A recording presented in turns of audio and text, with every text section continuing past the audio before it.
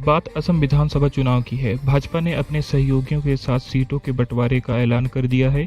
असम विधानसभा की कुल 126 सीटों में से भाजपा 92 पर अपने उम्मीदवार उतारेगी। 26 सीटें दी जाएंगी असोम गण परिषद यानी एजीपी को।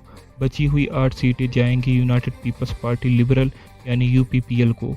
इन्हीं तीन पार्टियों ने 2016 के असम विधानसभा चुनाव में भी साझेदारी की थी। तब के नतीजों पर जरा गौर कीजिए। 2016 के क्या नतीजे रहे?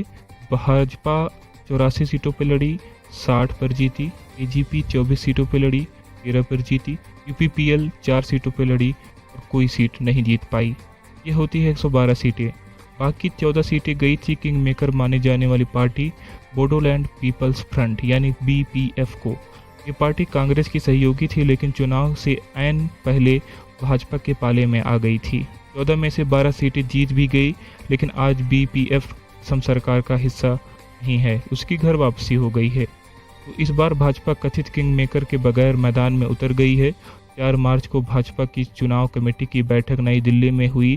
प्रधानमंत्री मोदी की अध्यक्षता वाली इस बैठक में असम प्रभारी नरेंद्र सिंह तोमर के साथ असम सीएम सर्बानंद सोनोवाल और असम के इफ्तिको सीएम माने जाने वाले हिमंता बिस्व शर्मा मौजूद थे। इसी बैठक के बाद भाजपा ने अपनी सीट शेयरिंग फार्मूले का ऐलान किया। अटकलें लगाई जा रही हैं कि भाजपा में किसी छोटी स्थानीय पार्टी का भी विलय हो सकता है या उस पार्टी के 2 या 3 प्रत्याशी भाजपा के सिंबल पर चुनाव लड़ सकते हैं। एक और अटकल यह है कि 2 बार असम के मुख्यमंत्री रहे प्रफुल्ल कुमार महंत को इस बार एजीपी से टिकट ना मिले।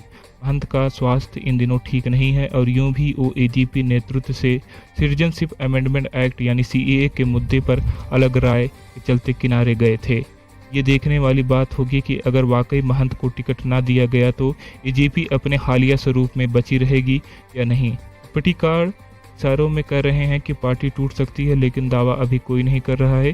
जब 1979 में असम आंदोलन शुरू हुआ तो ऑल असम स्टूडेंट यूनियन के अध्यक्ष महंत ही थे। 1985 में राजीव गांधी के प्रधानमंत्री रहते हुए असम समझौता हुआ था, इस पर महंत के भी दस्तखत थे। समझौते के बाद असम में चुनाव हुए तो असम गण परिषद एजीपी ने कांग्रेस को हरा दिया और प्रफुल्ल महंत बने असम के मुख्यमंत्री। अब असम समझौते मार्च 1971 से पहले तक आए प्रवासियों को भारत का नागरिक मानने की बात करता है, लेकिन सिटीजनशिप अमेंडमेंट एक्ट इसे बेईमानी कर देता है। ये बात और है कि सीएए असम के आदिवासी बहुल इलाकों में लागू नहीं होगा, लेकिन इतना काफ़ी नहीं था कि तो असम में सीएए का भारी विरोध हुआ। गृह मंत्री अमित शाह और यहाँ तक कि प्रधानमंत्री नरेंद्र मोदी तक दौरे रद्द हुए। असम गण परिषद सरकार में थी तो असहज बनी रही, लेकिन प्रफुल्ल महंत ने खुलकर सीए का विरोध किया। सीए का मौसेरा भाई है नेशनल रजिस्टर ऑफ सिटीजन यानी एनआरसी।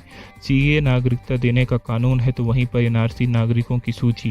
इस सूची से जो बाहर छूट जाता है उसके भविष्य पर सवालिया निशान लग सकता है।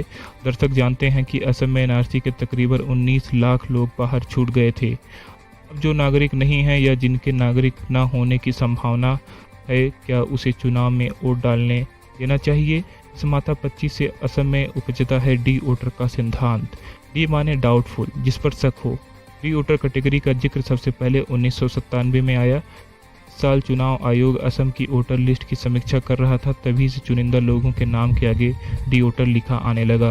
डी वोटर की सटीक परिभाषा किसी कानून या नियम के तहत लिखी नहीं मिलती है, भी नाम के आगे लगी ये टिप्पणी बहुत असर रखती है। इससे होता यह है कि वोटर लिस्ट पर जो व्यक्ति रहता है, लेकिन वो वोट नहीं डाल सकता जब तक कि फॉरेनर्स ट्रिब्यूनल उसके मामले में फैसला ना सुना दे। असम में जगह जगह इस